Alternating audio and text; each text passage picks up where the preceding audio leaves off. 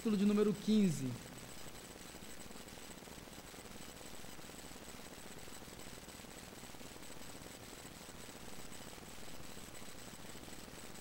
Nós vamos ler a partir do verso 11. Gostaria de que os irmãos ficassem em pé. O título é a parábola do filho pródigo. Diz assim o texto sagrado, a partir do verso 11, né? Lucas 15, a partir do verso 11. Disse mais: certo homem tinha 2 filhos.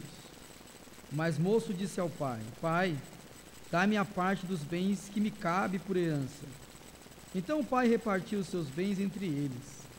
Poucos dias depois, o filho mais moço, juntando todas as suas coisas, partiu para um país distante e lá desperdiçou seus bens, vivendo de modo irresponsável. E depois de gastar tudo, houve naquele país uma grande fome e ele começou a passar necessidade. Então se colocou a serviço de um dos cidadãos do país, e este mandou para o seu campo para cuidar de porcos. Ele desejava encher o estômago com as alfarrobas que os porcos comiam, mas ninguém lhe dava nada. Ele, porém, caindo em si, disse: quantos empregados do meu pai têm fartura de comida, e eu estou aqui passando fome? Vou me levantar, irei até meu pai e lhe direi: pai, pequei contra os céus e contra ti. Não sou digno de ser chamado teu filho. Trata-me como um dos teus empregados. Vamos orar mais uma vez.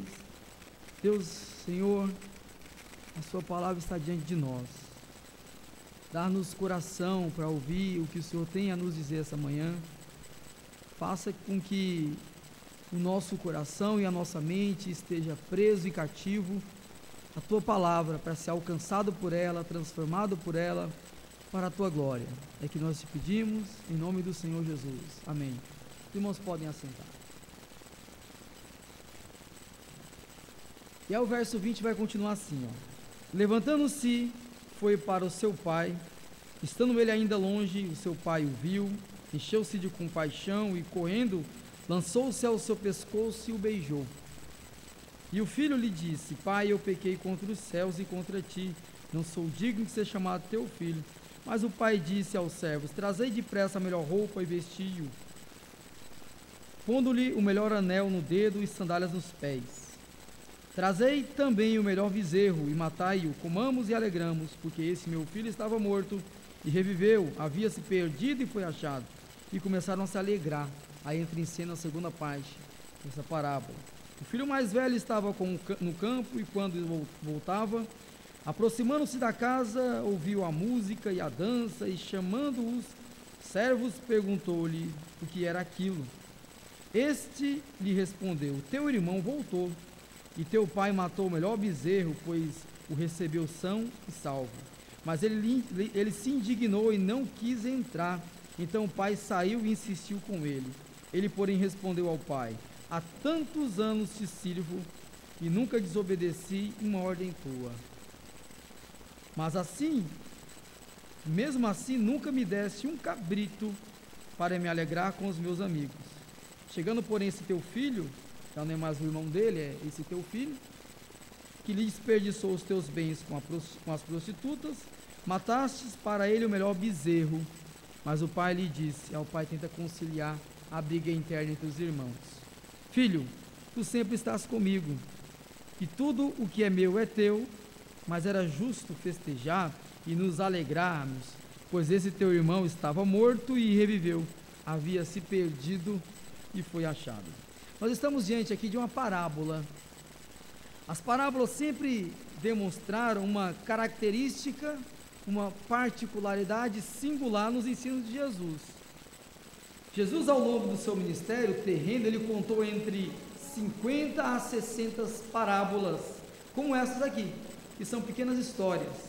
Mateus deu o testemunho de que ele falou, no capítulo 13, verso 3, muitas coisas ele falou por parábolas. As parábolas foram ferramentas importantíssimas no ministério de Jesus, ou seja, comunicava de forma mais precisa de forma mais clara uma realidade que ele gostaria de comunicar. E o que é interessante é que essa realidade que o Cristo queria comunicar era sempre de natureza espiritual. Ele vinha e contava uma situação cotidiana, uma história que todo mundo que ouvia entendia o que ele estava falando, para trazer um princípio espiritual. Essa era a maneira que Jesus ensinava e por isso se diferenciava naquela época entre todos os mestres. Sempre que Jesus contava uma parábola, a multidão se maravilhava da sua doutrina, como também se maravilhava da autoridade que ele tinha. Ou seja, ele não fala como os outros mestres. Existe por trás do discurso desse homem alguma coisa que lhe diferencia dos outros mestres que o tempo todo nos conta história. Olha só a metodologia, a tentativa de facilitar a sua palavra para ser compreendido por aquele que lhe ouve. Ele vai contar uma história comum, se ele está no meio de agricultores, ele vai falar sobre agricultura, e no meio dessa exposição sobre a agricultura, ele tira um elemento espiritual e aplica no coração daquele povo. E o que é mais interessante é que essa aplicação era repleta de autoridade, a ponto deles perceberem a autoridade e dizer: olha, ninguém nunca falou como esse homem falou. Ele fala coisas repletas de autoridade. Então, parábolas são histórias contadas a partir de uma cultura ou de uma vida diária, onde o objetivo é ensinar uma verdade espiritual. Se ele estivesse aqui no nosso meio hoje, na cidade de São Paulo, ele contaria a história que diz respeito à nossa realidade. Nós não tínhamos como dizer: olha, nós não compreendemos o que o Senhor falou.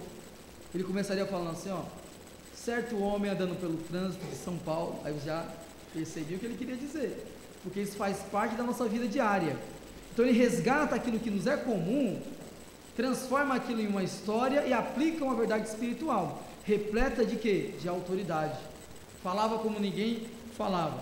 E muitas verdades foram ensinadas por Jesus por meio desse método de ensino. Dizem que esse método de usar histórias para alcançar o coração do povo começa com ele. Depois é repetida por muito contador de história ao longo dos tempos. No capítulo anterior, ou seja, o verso 14, que nós lemos aqui, Jesus foi convidado para comer na casa de um fariseu importante. Isso aqui é o pano de fundo. Por que ele conta essa parábola e por que antes dessa parábola tem mais duas? Porque antes dele contar as parábolas, tem um cenário aqui que lhe força a reagir dessa forma.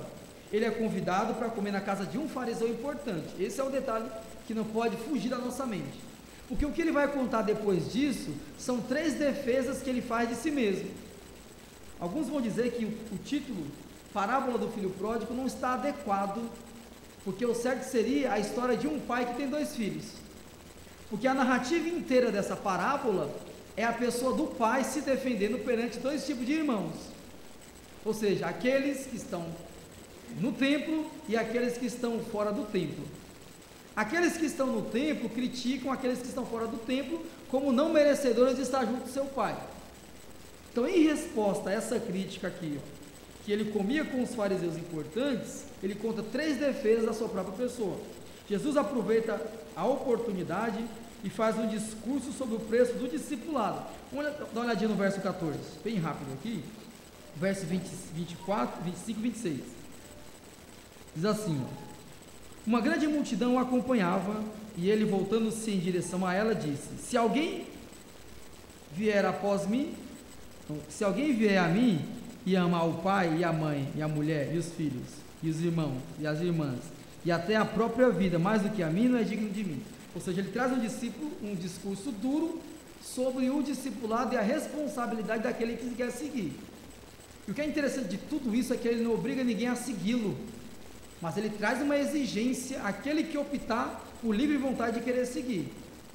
Não dá para dividir o amor com Deus em igualdade, um amor a outra coisa. O amor a Ele tem que ser em primeiro lugar. As outras coisas serão ajustadas no amor pelo fato de eu ter amado Ele primeiramente. Deus não divide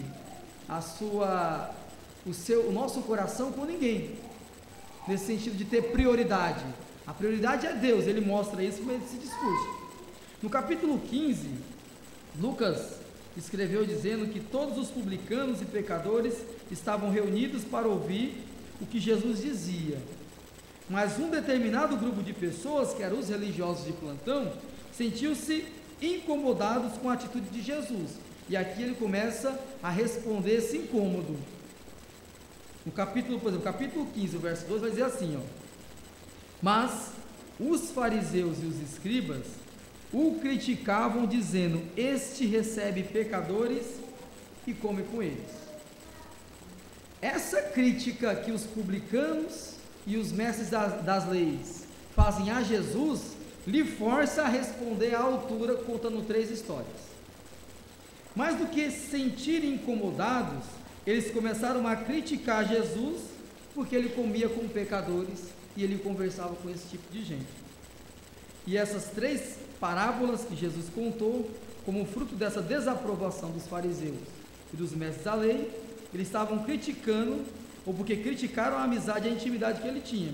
Por isso, eles poderiam questionar o seguinte, ó: vocês estão vendo, olha que tipo de pessoa esse homem se envolve, olha que natureza de gente ele come com eles, são ladrões, pecadores, gente da pior espécie, ele come com elas, ele se envolve com elas. Isso traz uma indignação muito grande. Era ilícito para um mestre naquela época comer com essas pessoas que Jesus faz questão de sentar, conversar, compartilhar o coração. Você percebe que a resposta que Jesus dá contando 3 histórias é a crítica que os fariseus fizeram, porque ele comia com essas pessoas, ele se juntava com essas pessoas, ele dava atenção a esse tipo de gente, e naquela época isso não era certo, isso era indigno. Olha só, ele não se veste como nós nos vestimos, ele não come como nós comemos, ele se identifica com elas, e isso lhe traz aqui uma indignação e uma implicação muito forte. Então ele começa contando 3 parábolas. A primeira delas é a parábola da ovelha perdida. Só vocês folhearem anterior aqui, o posterior. A primeira parábola é da ovelha perdida e a do dracma perdido. A ovelha perdida, o significado dessa história é o seguinte: o valor de uma pessoa, o valor de cada pessoa de uma forma individual, ou seja, o amor de Deus por alguém que se perde, a ovelha perdida. O que está por trás é o valor que cada indivíduo tem perante Deus, e mais, o amor de Deus por uma pessoa que se perde. A segunda parábola é da moeda perdida. O que aparentemente é insignificante para nós é valioso para Deus. A moeda perdida dentro da casa traz aqui a ideia de que existem pessoas que estão morando conosco, frequentando a nossa igreja e que ainda estão em estado de perdidas por causa da nossa indiferença. Como é que se perde uma moeda dentro de casa? Existe tanta negligência assim, de deixar que se perca uma coisa que é sua dentro da sua própria casa? Então ele começa a criticar os fariseus também, por causa da ausência de consideração por algumas pessoas que eles consideravam indignas da religião e acabavam estando perdidas dentro da própria nação. E agora nós entramos na parábola que nos interessa, que é a do filho pródigo. Em primeiro lugar, o filho perdido. Esse filho, ele tinha conhecimento dos direitos que ele tinha perante a herança do seu pai. Isso é claro. Agora a questão é, quem foi que lhe disse isso? Quem foi que disse que ele tinha dinheiro, a herança do pai, enquanto o pai estivesse vivo? Então, por trás desse pedido assim, pai, dá a herança que me cabe, ele está dizendo assim, pai, eu quero que o senhor morra. Porque só tem direito à herança quando aquele que fez o testamento morre. Ou nós estamos errados com isso?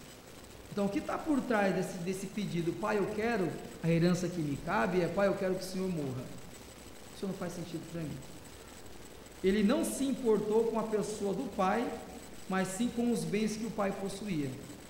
Ele abriu mão de uma relação familiar, de carinho, da presença e da segurança do amor do seu pai, por causa de uma herança que ele acreditava ter. Pai, eu quero a parte da minha herança, diz o texto. Tantas coisas essas palavras podem significar. Não estamos diante de um pedido qualquer. Tanto que quando ele conta essa parábola, o respeito que um judeu tinha ao seu pai, se despertou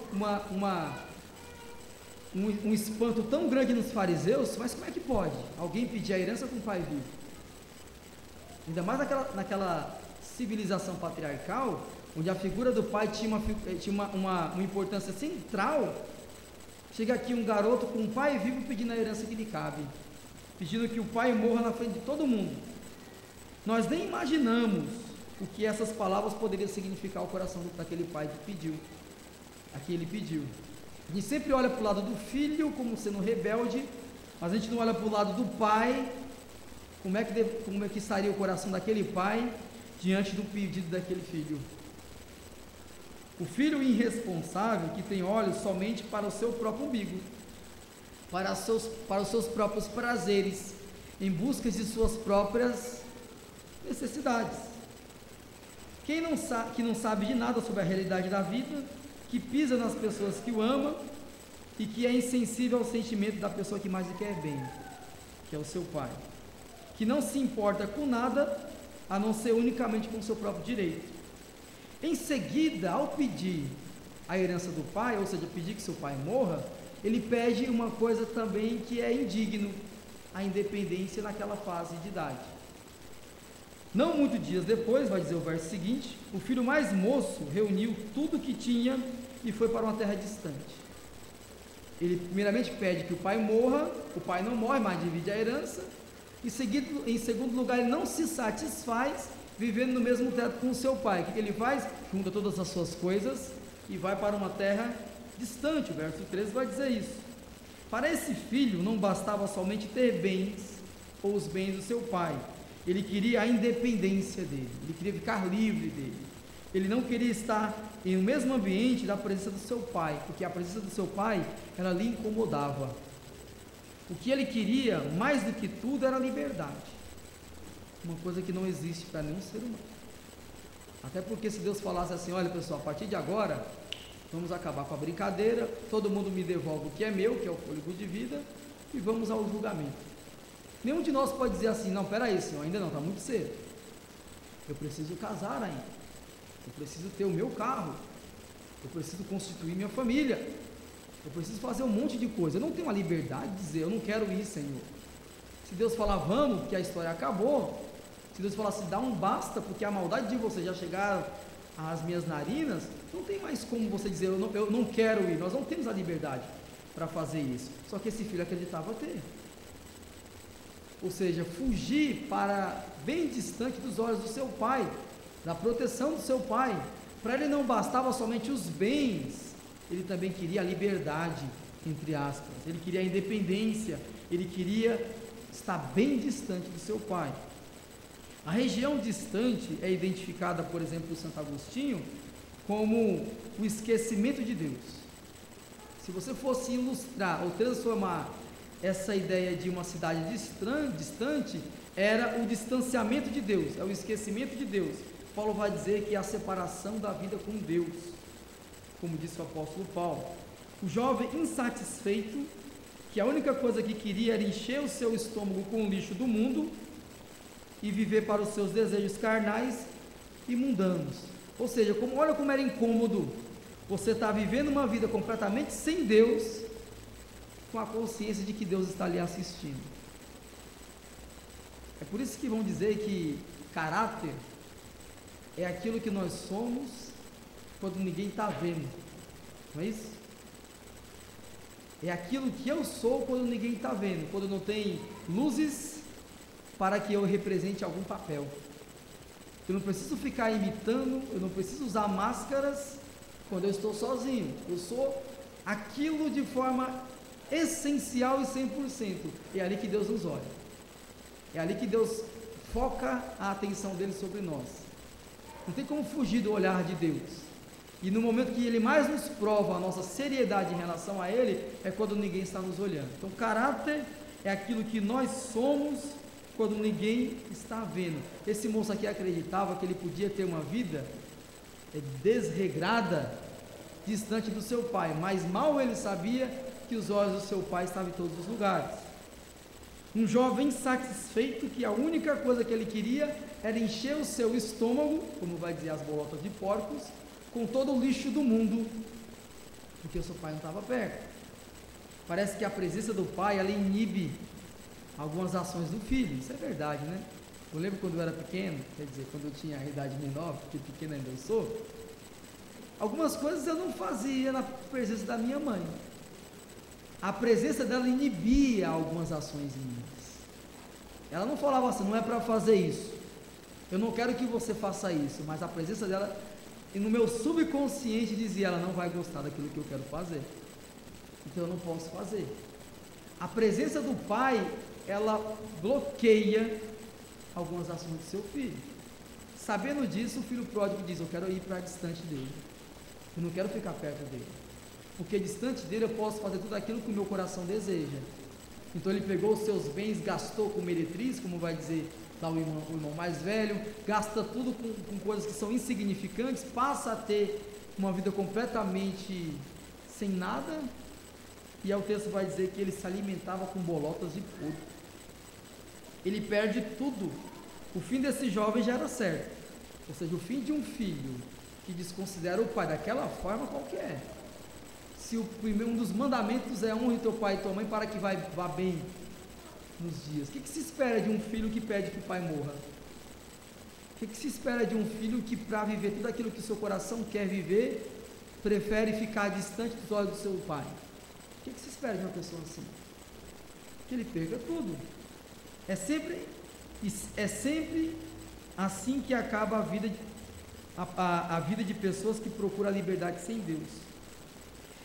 Pessoal, é maravilhoso quando nós ouvimos de Deus, ou quando nós dizemos para Deus, Senhor, que seja feita a tua vontade.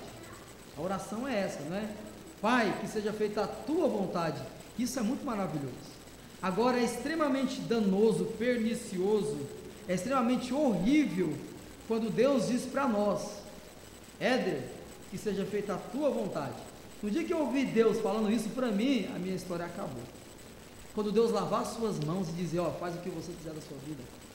Quando Deus entregar o nosso coração para fazer tudo aquilo que está nele, como vai dizer Paulo em Romanos, acabou a história humana. Lá em Romanos 1 ele vai dizer que ele entregou as pessoas aos seus próprios desejos, às suas próprias vontades. Aí Paulo começa a narrar um monte de coisas que estavam no coração do ser humano.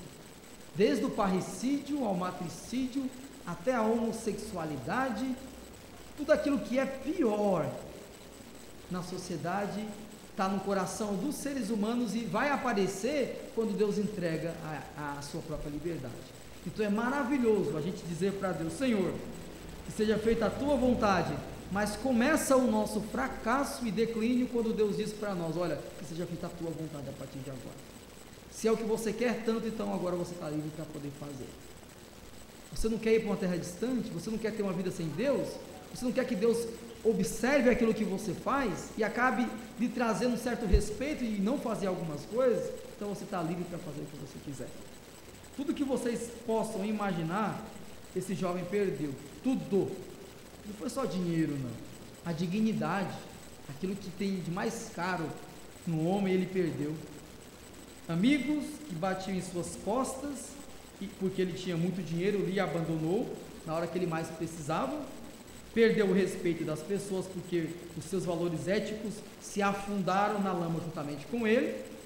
A única coisa que ele não perdeu foram os olhos do seu pai sobre ele. Ele perde aparentemente tudo. A única coisa que lhe sobra é o chiqueiro, é a lama, é o fundo do poço e a companhia de porcos. Quando os judeus ouviram o Senhor Jesus falar que esse homem começou a apacentar porcos, eles falaram, isso é impossível, isso é extremamente indigno e humilhante. Para um judeu cuidar de porco, isso é humilhante demais. Eles se sentiram completamente frustrados por saber que o fim desse menino foi cuidar, ou foi fazer talvez a atividade mais indigna que um judeu poderia fazer, cuidar de porcos. Os porcos naquela época eram animais impuros, e um judeu cuidar da impureza de um animal era algo extremamente indigno. E agora entra em cena o irmão mais velho. Quem é esse irmão mais velho? Nesta parábola, o irmão mais velho representa os fariseus e os mestres da lei, que questionavam a Jesus porque ele comia e se assentava com os publicanos e pecadores. No fundo, eles sabiam disso. No fundo ele sabia que aquela história estava sendo contada para eles. Claro que o Senhor estava se defendendo perante eles. Mas quando entra em cena a figura do irmão mais velho, eles se identificaram naquela pessoa. Que ele andava e conversava com as pessoas de má reputação, pessoas perdidas que não faziam parte de sua religião e comunidade. Uma pessoa suficientemente boa aos seus próprios olhos, era o irmão mais velho. Uma pessoa que se comparava com as outras demais e dizia: eu sou melhor do que eles. Uma pessoa que era suficientemente boa aos seus próprios olhos. Esse irmão mais velho, em vez de ficar feliz com a volta do seu irmão ao lar, se enche de ira e começa a fazer comparações entre ele e o seu irmão. Olha só, pai, eu fui uma pessoa que nunca fiz nada de errado, sempre fiz tudo aquilo que o Senhor queria que fizesse, sempre lhe honrei, sempre fui digno à sua autoridade, e o Senhor nunca matou um cabrito para que eu me alegre com os meus amigos. Ele começa a comparar o cabrito que o pai matou por causa da vida do filho perdido e o cabrito que o pai não matou pela sua fidelidade enquanto filho. Por que ele fez essa comparação? Porque ele se achava bom aos seus próprios olhos. Toda pessoa que se acha bom aos seus próprios olhos faz esse tipo de comparação. Começa a medir as pessoas pela santidade que ele acredita ter. Eu não faço aquilo, tá vendo? Olha só como é errado que ele está fazendo. Olha como aquela pessoa está fazendo como é errado. Olha só o que ele acabou de dizer. Então começa a julgar todo mundo por um padrão de perfeição que ele acredita ter. O que acontece aqui? O filho, no lugar de se alegrar juntamente com o pai, é o meu irmão que voltou. É o caçula que voltou. E graças a Deus ele voltou bem. Ele começa a fazer comparação que distancia e que inclusive dificulta o relacionamento no lar. Ele joga na cara do pai a sua vida reta, a sua vida santa, a sua vida justa e perfeita, fazendo comparações da vida do seu irmão interesseiro, esbanjador, insensível, pecador e que não merecia o perdão. Ele começa a descrever o que o irmão mais novo fez para dizer assim ao pai: pai, está vendo como ele não merece o perdão? E como é que o Senhor festeja a volta dele? Eu acho que o Senhor já está meio velhinho, não está batendo bem a cabeça, que não é justo para um pai, em sã consciência, tratar o filho dessa forma, como o filho o tratou em outra forma. O que esse filho merecia no lugar do perdão do pai? O desprezo dele. A princípio, esse jovem mais velho aqui, ele tem, entre aspas, uma certa razão, e automaticamente se incomoda com isso. Se incomoda porque o pai trata o seu irmão mais novo bem. Ou seja, todas as pessoas que têm em si mesmo o padrão de perfeição, passam a julgar as outras pessoas pelo um padrão de perfeição que elas não têm. O pastor Carlos, que tinha um amigo que falava assim, né? Eu tenho medo dessas pessoas santas demais, né? Essas pessoas que expressam uma santidade que ninguém nunca nessa história viu. Está escondendo alguma coisa. A nossa preocupação girou até agora em torno dos dois filhos. Apresentamos o filho mais novo, que de forma ilícita, indigna, pede que o pai morra, pega os bens do seu pai, vai para distante do seu pai, lá esbanja, gasta tudo. Nós vimos aqui também o outro lado, que é a não aceitação de um filho, porque acreditava que o outro filho deveria ser como ele, e por não ser como ele, não o aceitou, que seria o filho mais novo, e acabou fazendo comparação entre ele e o mais moço. Até onde vai o ser humano distante de Deus, a gente viu também, para a pior degradação que uma pessoa possa experimentar. A vida distante de Deus é um declínio de uma degradação que não tem fim. O fim que a parábola vai dar é que aquele moço começou a apacentar porcos em uma nação judaica, um judeu apacentando porcos, servindo, por exemplo, a uma pessoa que nem judia era, que cuidava dos porcos, ou era samaritano, ou era outro tipo de gente, mas nunca judeu. Judeus não cuidavam de porco, nem comiam carne de porco. Agora, cuidar de porco, tenta imaginar aqui a humilhação que esse moço acabou de passar porque se distanciou de Deus. É o princípio da degradação humana. O fundo do poço, onde ninguém jamais ousaria ir para salvar um pecador. Enquanto nós nos prendemos os dois filhos, Jesus nos mostra aqui um pai. E esse pai é a sua própria figura. Ou seja, agora ele vai passar a se defender. Primeiramente ele aponta quem são os publicanos, o filho perdido. Quem são aqueles que ficaram na casa, o filho mais velho, que seriam os mestres da lei e os fariseus. E agora ele vai apontar a sua figura como o pai que precisa conciliar a sua própria família e sua própria casa. E a narrativa gira em torno da graça, do amor, da misericórdia e da bondade de um pai. A partir desse momento você vai encontrar o coração de um pai perante essa desarmonia no seu lar. Que em primeiro lugar não força ninguém a amá-lo, mas que mostra razões suficientes para ser amado por todos aqueles que o amam. Um pai que não suportou, que suportou com amor e orgulho a indiferença, a vaidade, a autojustiça de um filho que sempre esteve presente na casa, que era o mais velho, um filho que nada aprendeu com a vida do seu pai. E isso mostra que viver em um ambiente com Deus não significa necessariamente ser contagiado por Ele. Quando a gente frequenta, as pessoas que frequentam muito a igreja, isso não quer dizer que pelo fato de frequentar a igreja serão parecidas com Deus. Existe das pessoas que frequentam a igreja um ponto de partida.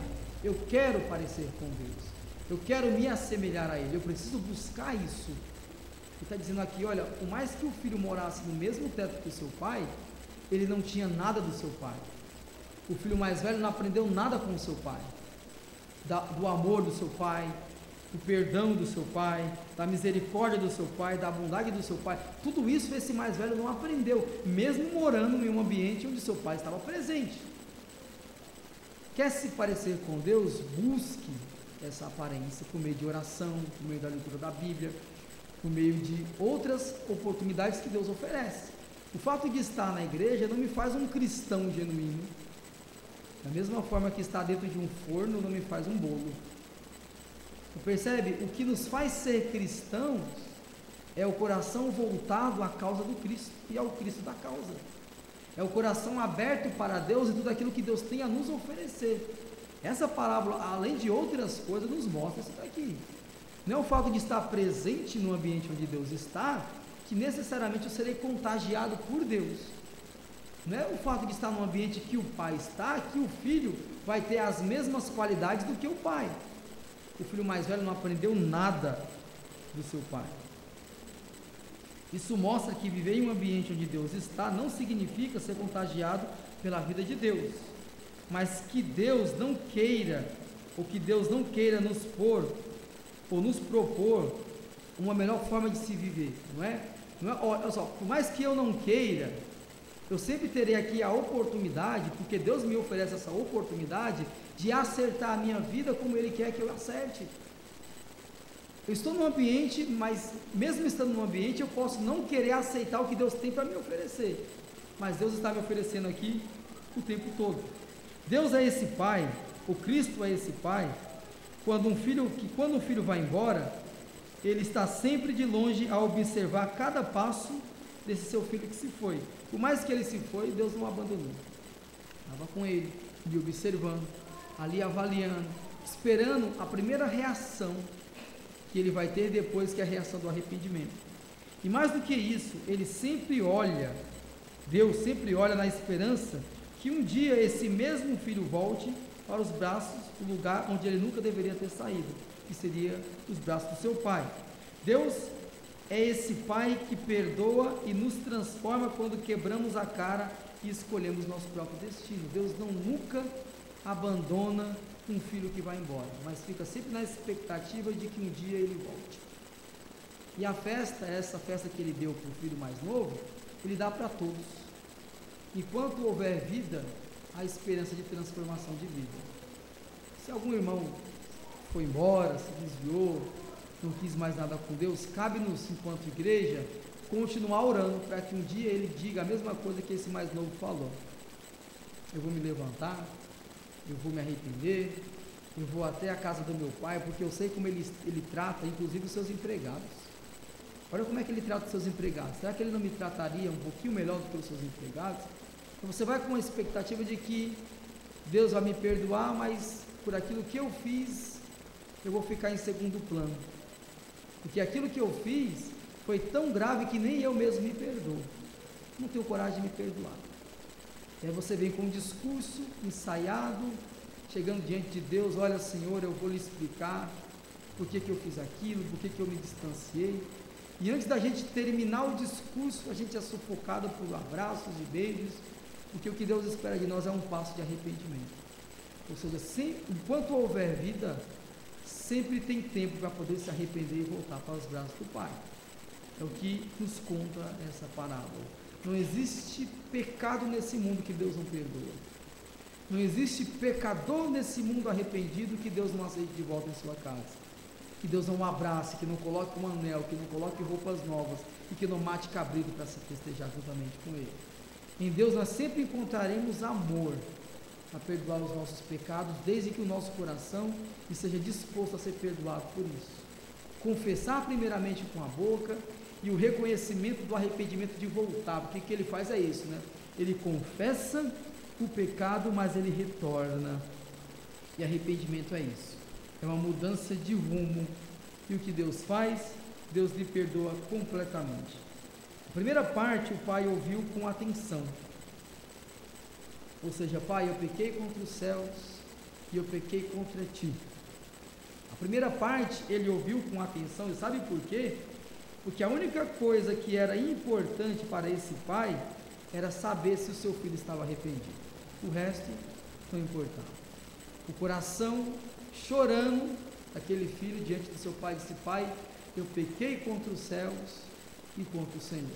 Quando ele foi terminar o discurso, o pai: eu não quero mais ouvir. O que era mais importante eu já ouvi. Não precisa mais se justificar. A única coisa que importava para mim, para o coração do pai, era saber que você estava arrependido daquilo que você fez. A partir de agora a história vai mudar. Você será novamente meu filho, eu vou colocar uma nova roupa e nós vamos festejar a sua vida. O coração de Deus sempre tem espaço para o pecador arrependido. Por mais difícil, por mais complicado que fosse o pecado que cometeu, por mais sujo que é a lama que a gente possa estar, por mais humilhante que é a função que a gente exerça, cuidar de porco em uma nação onde o porco era completamente imundo. Se há no coração do pecador o desejo de dizer: Pai, eu pequei contra os céus e contra ti, o coração de Deus está sempre aberto para nos receber de volta. Tanto que o filho continua a se explicar e beijos e abraços sufocam a explicação daquele filho. E para nós fica a experiência do mais velho, aquilo que a gente não deve fazer, que não se deve imitar, que nós devemos que ter e fazer e encarnar nas nossas vidas, é esses elementos e essas qualidades presentes na vida do seu pai: misericórdia, perdão, amor, paciência, tudo aquilo que o pai demonstrou aceitando o filho de volta. O irmão mais velho que fica precisa aprender a viver. Porque a gente tem uma dificuldade enorme de não querer aceitar de volta aqueles que Deus recebe como filhos, porque em algum momento errou ou pecou. A gente fica julgando, dizendo assim: olha, você não é digno de estar aqui, por aquilo que você fez, você não merece mais estar num ambiente como esse. O pai diz o contrário: se arrependeu e quer voltar, você tem que aceitar, você tem que aceitar como irmão aquele que Deus aceitou como filho. Se Deus aceitou como filho, quem sou eu como irmão de não querer aceitar? Isso que fica para nós. A experiência do mais velho, ela é clara e ela é o tempo todo conhecida no meio dos filhos de Deus. Essa ação de que não querer aceitar aquele que Deus já perdoou, aquele que Deus já santificou, já está com vestes limpas, está com um anel no dedo, já foi abraçado, o pai já chorou com ele já se tornou arrependido. Por que você, o mais velho, não quer receber novamente? Aí você encontra, a partir desse momento, a crise que seu pai vai ter que resolver dentro da própria casa. Sabe qual foi o maior trabalho do pai, em toda essa parábola aqui? O maior trabalho do pai não foi receber de volta um filho arrependido. O maior trabalho do pai foi harmonizar dentro de sua própria casa, o irmão mais velho ou o irmão mais novo? O que eu vou ter que fazer para harmonizar novamente a minha família? Eu já aceitei de volta o mais novo, só que o mais velho está rejeitando e não quer entrar pelo fato de eu ter amado o mais novo. A maior dificuldade que Deus tem não é em aceitar pecadores, mas é tornar pecadores convivendo entre si, dentro da própria família de Deus. E que Deus nos ajude a ter um coração assim, parecido com o dele, igual ao dele, para poder encarnar nas oportunidades que tivermos o amor bondoso de Deus a cada um de nós. Vamos orar mais uma vez? Senhor, nos ajuda a ser como o Senhor é, Deus tão bondoso, maravilhoso, misericordioso. Nos ajuda a tratar o outro como o Senhor nos trata. O Senhor que não julga, não lança em nosso rosto os nossos erros, mas nos perdoa quando arrependidos vamos até o Senhor, nos purificando. Nos ajuda a ter esse sentimento, a ter essa reação com aqueles que precisam, com aqueles que o Senhor já aceitou como filhos e que nós temos que chamar de irmãos. Tudo isso só é possível e só será possível se o Senhor mudar o nosso coração e fazer isso por nós e dentro de nós. É o que nós lhe pedimos, para a glória do Senhor Jesus. Amém.